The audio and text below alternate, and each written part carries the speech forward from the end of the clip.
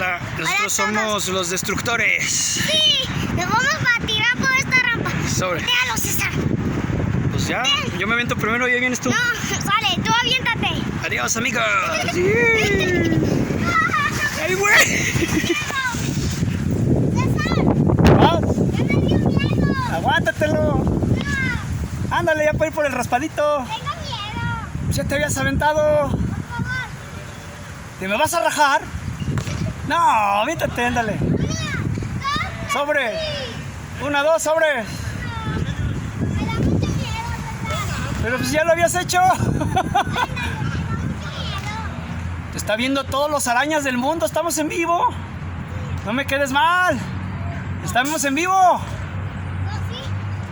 Este es el hombre araña de Aguascalientes. Sobres. Es que tengo mucho miedo. ¿Cómo? ¿El hombre araña tiene miedo? ¿Qué es eso? Ándale.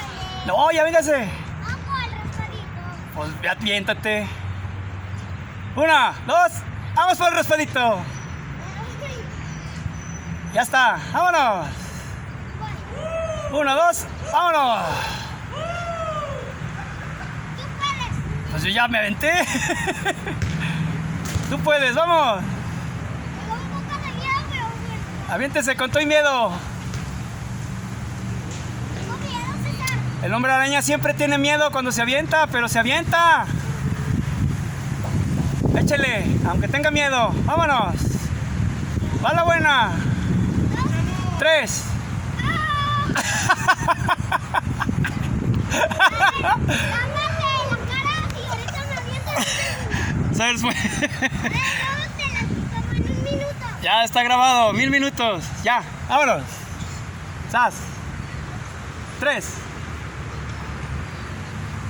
Porque tengo un poco de envidia, César. ¿Envidia? ¿Por qué? No es envidia, es miedo. La envidia no existe, ni el miedo tampoco. Vámonos. 3. Ándale, se acaba la pila. Córrele. Ya vámonos. Para echar un taco también. No, César. ¿Siempre no? Por mi familia. Por tu familia, pues ándale. ¿Qué va a decir la familia si no te avientas? Pero hazte para en medio. Córrele. Ya vente, porque ya tu mamá ya nos habló. Córrele, vente.